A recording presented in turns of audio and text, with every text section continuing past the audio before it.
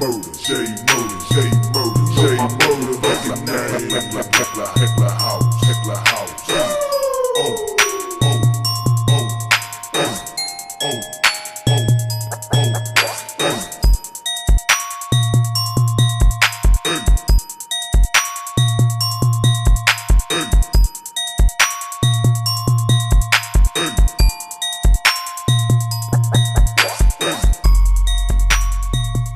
What's up, YouTube? It's your boy Thomas back again with another rendition of Truth Be Told.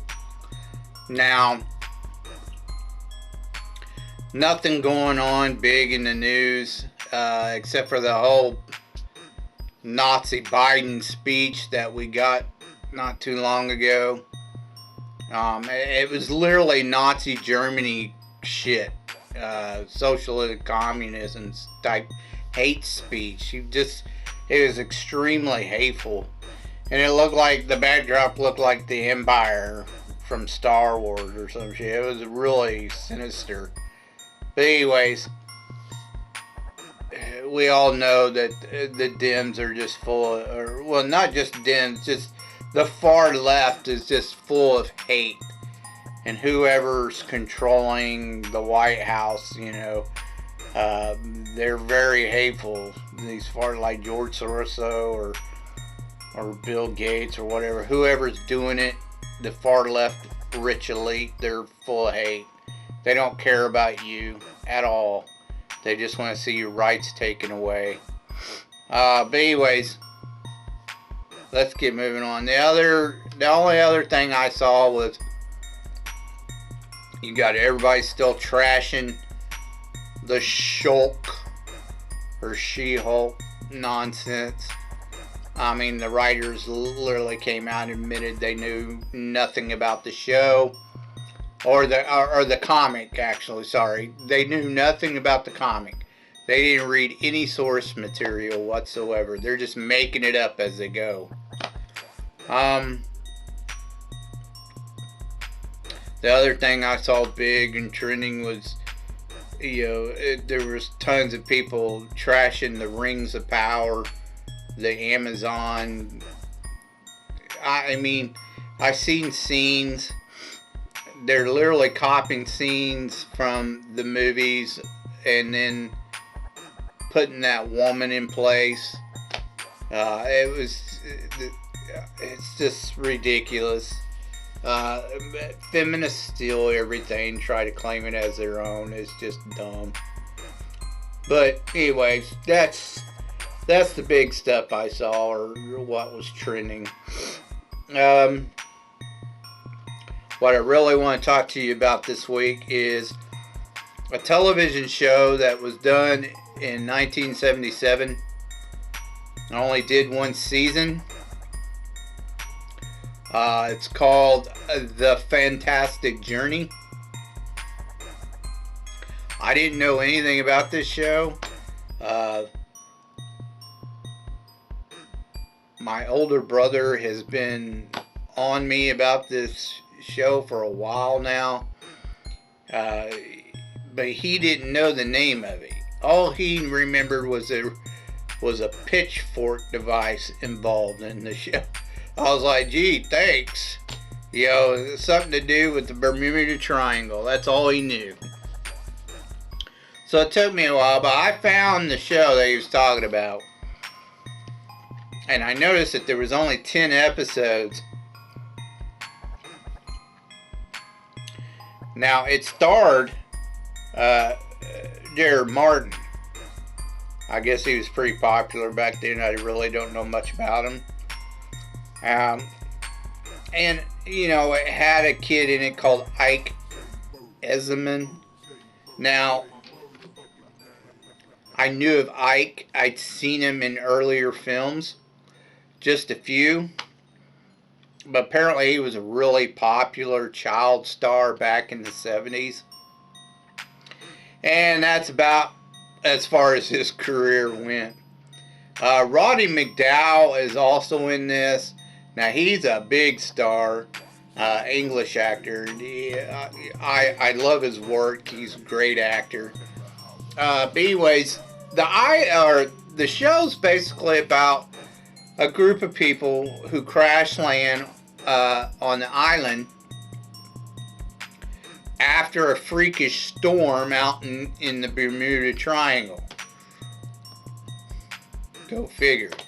While on the island, they discover that there's this honeycomb grid on this island, and this island is huge. It's massive. I figured it'd be a small one, but no, this place is huge. Now the island is covered in what's called time zones. It's like a honeycomb on top of an island, if you can picture a honeycomb, like a board game or something. Each honeycomb area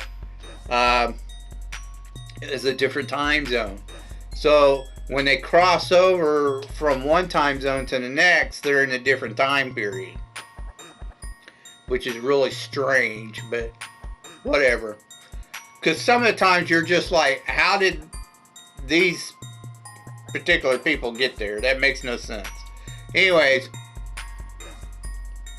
they hear rumor that there is a place in the middle of the island called Evo Land. It's a type of time zone that transfixes all the other time zones together in one spot.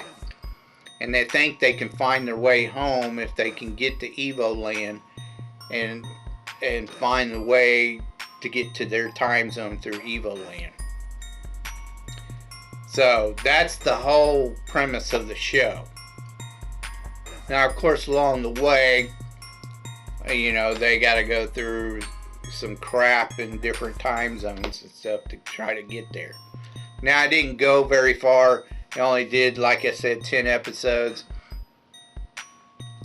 There's a lot that was wrong with the show. They made a lot of mistakes. The concept is actually pretty cool. I liked the concept of the show. Them traveling through different time zones and shit. The way they did it, though, was kind of ridiculous. The first thing that got to me was at the very pilot episode, they kill off a couple of the characters, like the ship captain and his shipmate. They kill them two off right off the bat. Then when they're on the island, there's a group of scientists that were, I forget where they're going, but they were going to do some research somewhere or something. And of course the head scientist, the head professor, he brings along his boy, which is Ike. When they crash on the island, the first thing they do is they run across Varian, which is played by Jared Martin.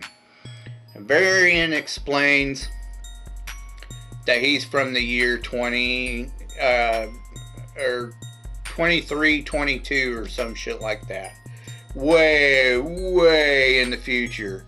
And they no longer have basically weapons or anything anymore.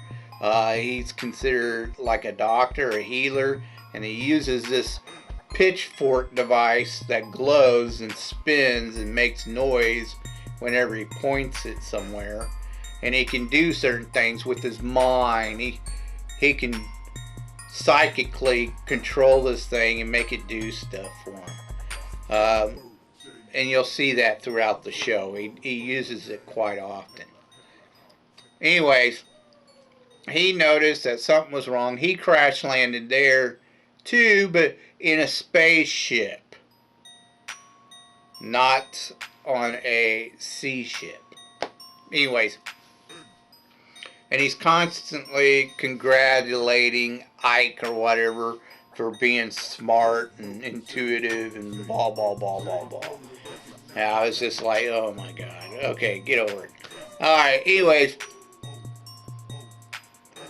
the original group consisted of Ike's father, the head professor, a black guy who's studying to be a doctor, and two girls, one who whines all the time, scared of everything. The other one's more doctorish or scientific, you know, she wants to analyze everything.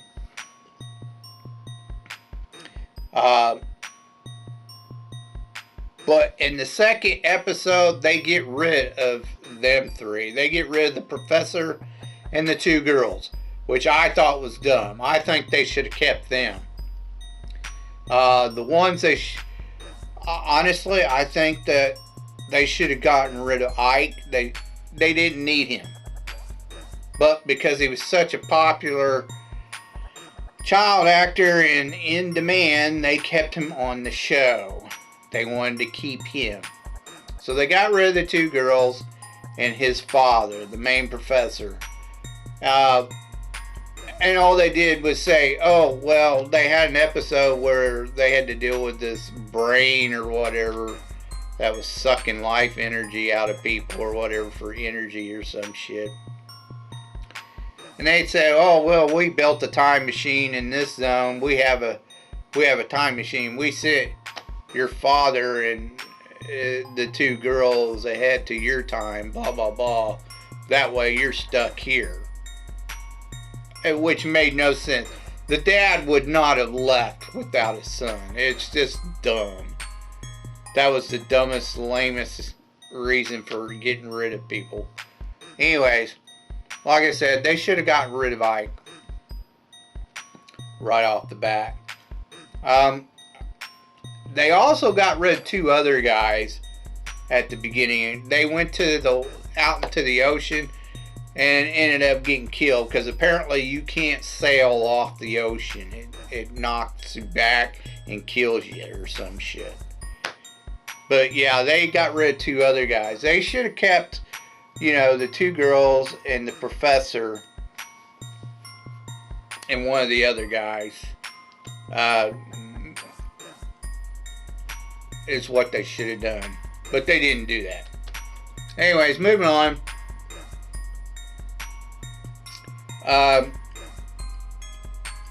Now you have to ignore the 70s fashion. The platform shoes, which you see them god-awful platform shoes all the time for women who think they look sexy in them. You know, the platform high heels and shit like that. It's not sexy. It's terrible looking. The god awful. Stop it. But you see a lot of that going on. You see like this disco type of flair with all the outfits that they're wearing. The whole I gotta have the shirt buttoned down to the center of my chest open, and these giant wings that's supposed to be collars fucking hanging out over here because I'm cool and I'm bad. I gotta have a medallion. Get the fuck out of here. And then, you know, all the outfits, even the uniforms for the other time zones, aliens or whatever they were running across, they all had these really glittery, shiny outfits, and I'm just like, okay, get the fuck out of here. I hated 70s fashion. It was, God, it had the worst fashion sense in the 70s. Anyway, along their travels, the black doctor,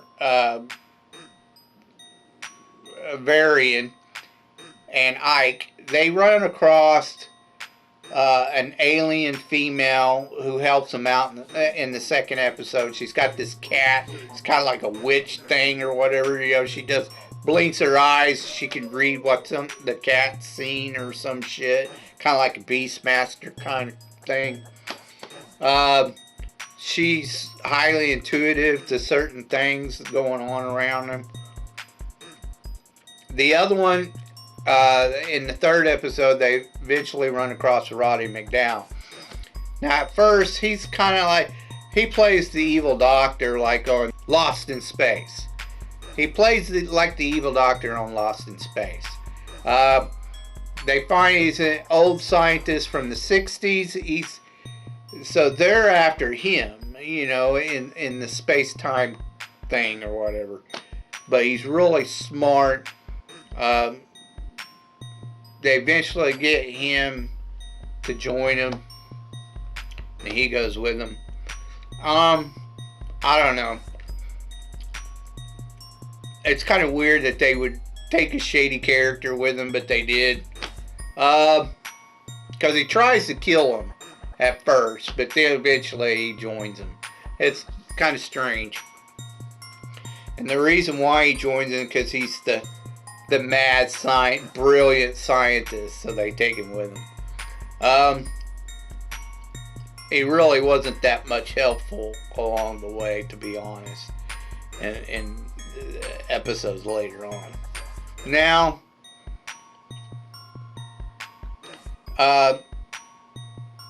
there's a lot of times when they were going from episode to episode, they would just cut off the story. You don't know what exactly happened. Like, how's this possible? How's that possible? Why are they going into this area and not that area? It was kind of strange. I also saw John Saxon in one of the episodes, which is surprising. That motherfucker is in every B-rated shit from like the 70s and early 80s. But yeah, he was in it too. The makeup wasn't really good at all. They had this one episode, with the John Saxon episode, where they had this creature, it's kind of like a monkey type thing. But they crash landed on the island too from space. They're way in the future. But of course, before Martin's time, or Varian's time. But Varian didn't know who they were, never heard of them. Even though they're from Earth, they live on a different planet because they colonized it, and this creature's from that planet.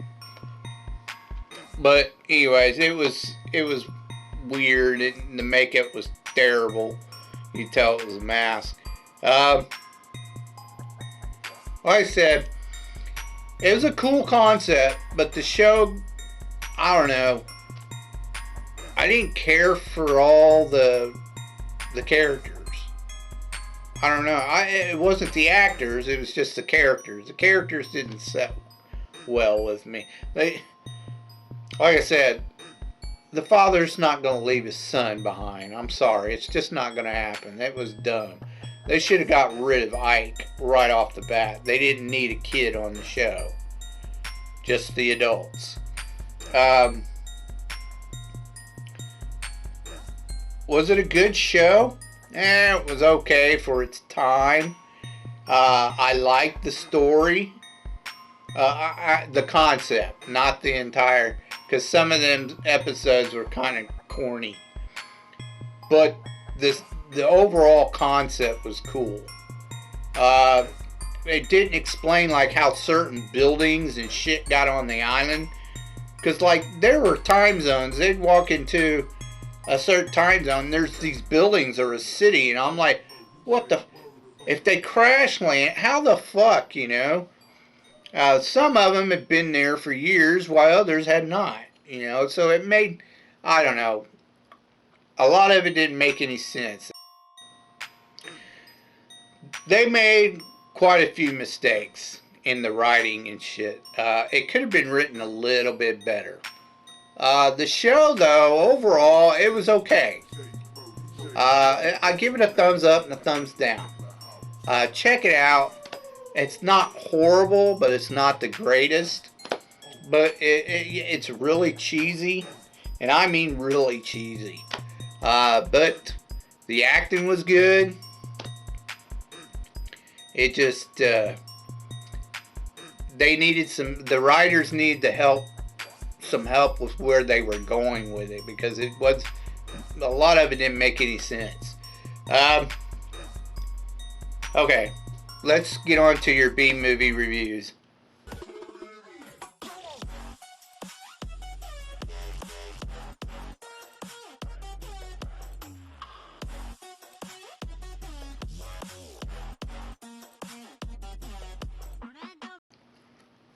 This week is Horror Week.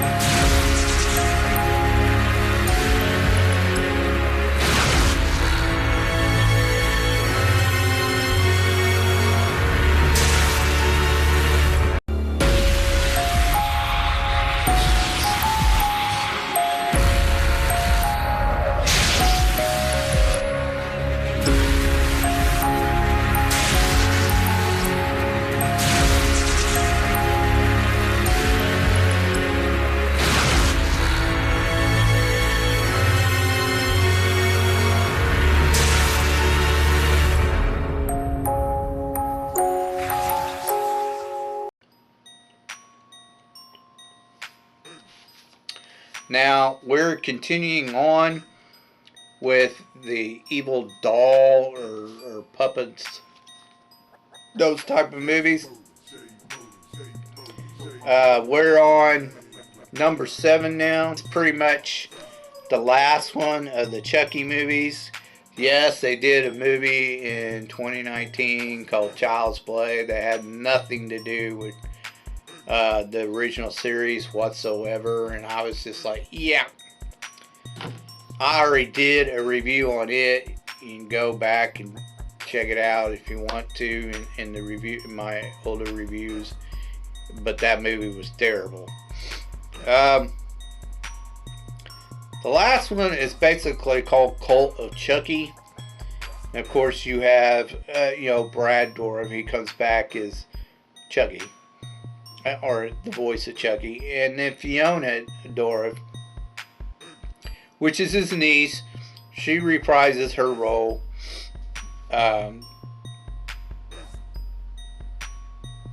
And she is in a mental asylum now because they think that she's the one who killed off her family members in the last one. Now, this is done in 2017. It went straight to video. It didn't collect any box office numbers.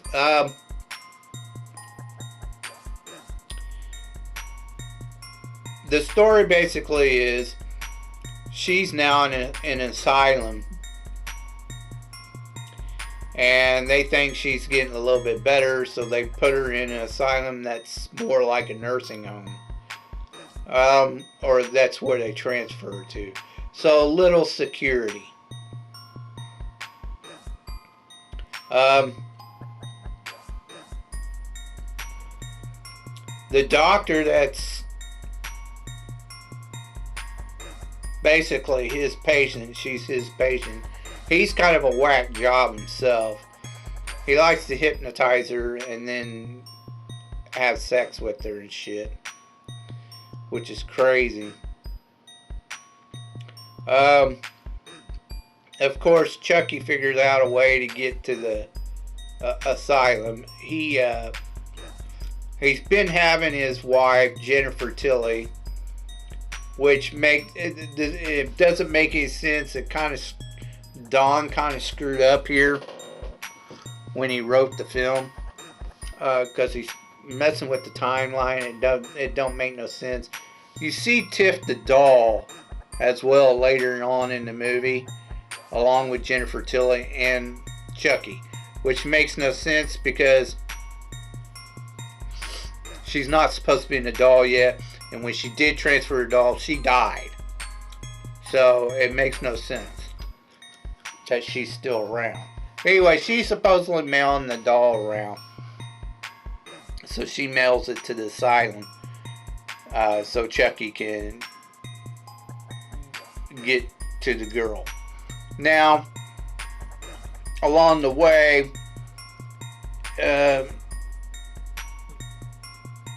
there's another doll that he possesses, and it's Chucky too. So which doesn't make any sense, but apparently he learned a new voodoo spell and it allows him to possess multiple objects. Andy is involved from the first films as well. He's an adult now. He tracks where Chucky went and what he's doing. He's kind of cuckoo too, because he's got the doll head from the previous film, which he keeps torturing all the time. He talks to it all the time. Blah blah blah. He figures out that Chucky is now possessing other dolls, and that he's going after the girl in the asylum. So he goes up there. Well, Chucky possesses a couple of the dolls, including one that Andy sent, because he put like a gun in her or some shit, so he could sneak in a weapon into the asylum. Unfortunately, it doesn't work out for Andy. He does kill the doll that he sent, which Chucky possessed as well. There was 3 of them at one point.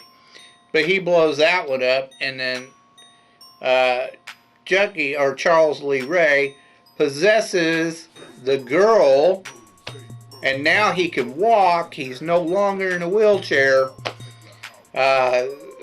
So he locks him inside the asylum, Andy in the asylum, and leaves with the other 2 Chucky dolls and Jennifer Tilly and the Tiff doll. So a lot of it didn't make any sense. I don't know where he was going with this. It didn't work out. I don't like multiple Chuckies. I only like the one Chucky, and they should have left it at that. So I don't know why they went down this road, and her becoming Charles Lee Ray was just dumb as shit. I didn't like that either. Now, I haven't watched the new series yet. At some point in time, I may check it out. I don't know. I've heard it's fairly woke, so that really bothers me that he went woke on the new series. But we'll see. Now, the movie is not that bad. It's okay. It's just it kind of went in the wrong direction. That's why they wanted to redo it. That's why they did doing the TV series, blah, blah, blah, from my understanding. They went a whole different route with the story. Is what they did. They forgetting about, I think from Seed of Chucky on, they're X-naying all the other ones, like they're restarting from a different point, like after Bride of Chucky or some shit. Is the movie good? I give it a thumbs up and thumbs down. Probably the worst in the series, or pretty close to it. Like I said, the acting was good. The story was lame. It kind of sucked. There is one scene, I do want to mention one scene in the movie. It was just fucking hilarious. There's an old woman in the asylum that Chucky had been speaking to on the phone before he shows up. And she comes walking out of her room, and he's walking along the hallway, and he just turns and has this fucked up conversation with her. And it's just hilarious. He's calling her a crazy bitch. And she's like, well, yeah, I'm in the asylum. That kind of shit, But she thinks she's invisible. And she's all like, can you see me? He's like, yeah, can't you see me? She's like, yeah. It was a weird conversation. But he's like calling her all kinds of fucked up names. It was the funniest part in the whole damn movie. I mean, it was straight up hilarious.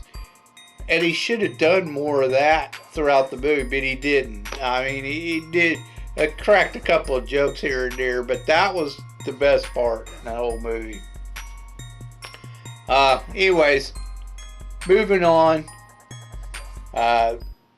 Next movie, of course, is the 7th installment In the Puppet Master series, this one is called Retro Puppet Master.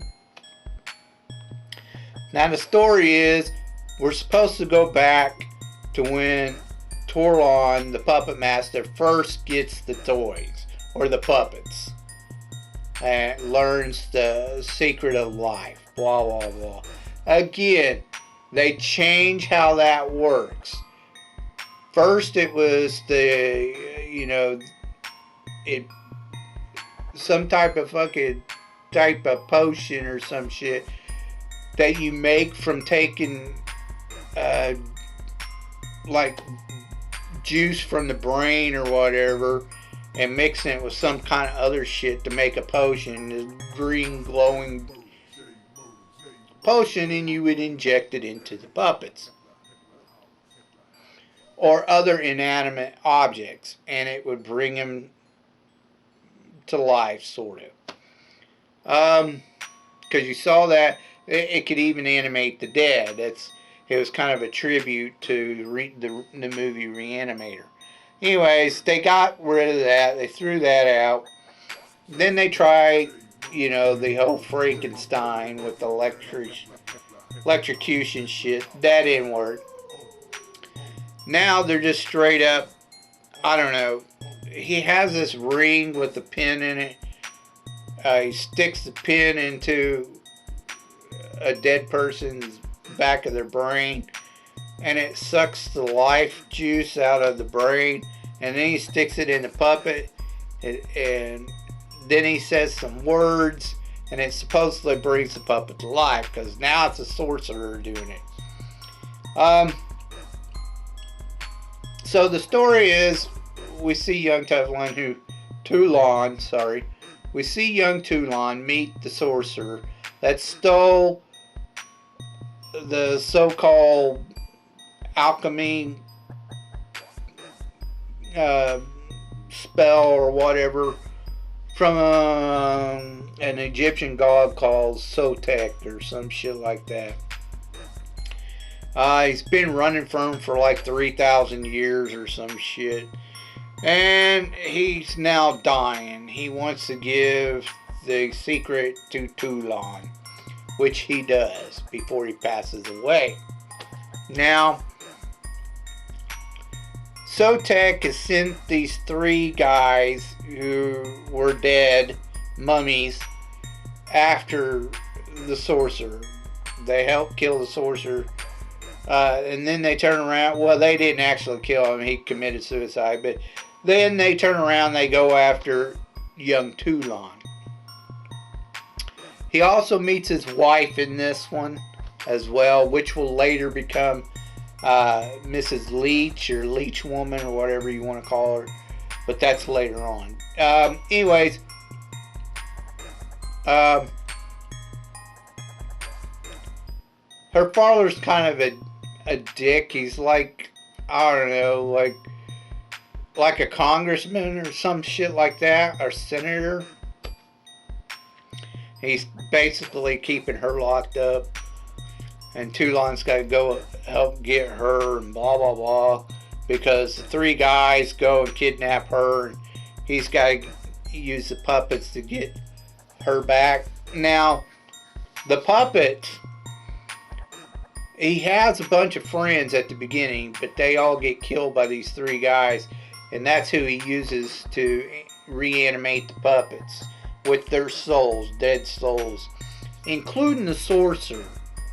He uses his soul too, but then the puppet, when he asks about if he's still the sorcerer, the puppet's like, no. So that didn't make any sense, but whatever. Anyways, he rescues the girl, kills off the dead guys, and that's the end of the movie. Now, throughout the series, he's been running from this Sotek for a while. But this is the first time you get to see how it began for Toulon.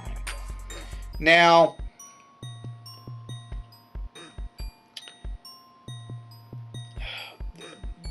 probably the one thing I really had a problem with is that they're introducing like Blade and Tumbler, and of course they're calling him something else, like the Sergeant or some shit like that. But they introduced Blade and Pinhead. Now, the problem I have with this is that Toulon,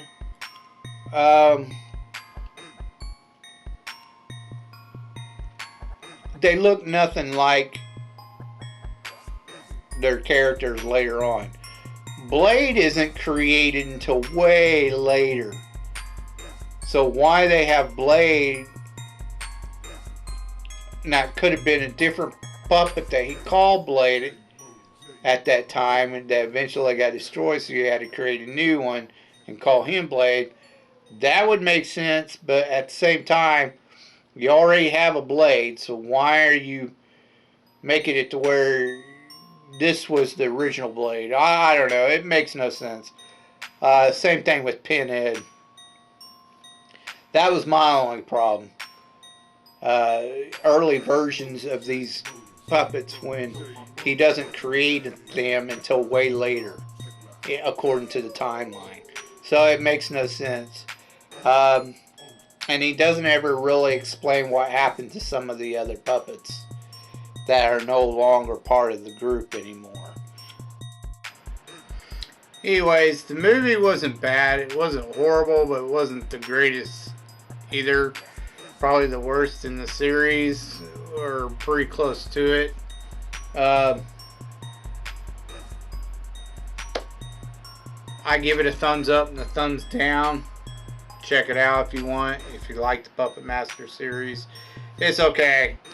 It didn't relate a lot like the others to me, anyways. Like I said, it was basically a story on young Toulon. And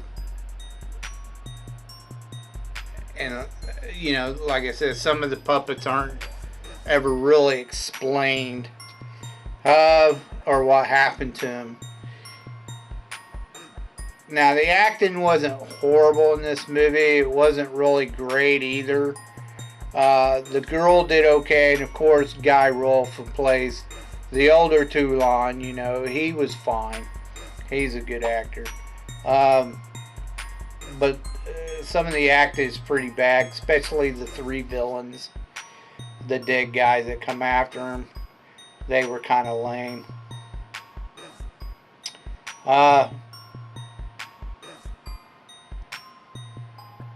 Anyways, if you have any thoughts about what I talked about earlier in the video, please leave your thoughts down in the comment section down below. I'd love to hear from you. If you can think of any movies I may never have seen, B-rated or underrated movies from any genre, please leave your suggestions down in the comment section down below. I'll get to reviewing them as soon as I can.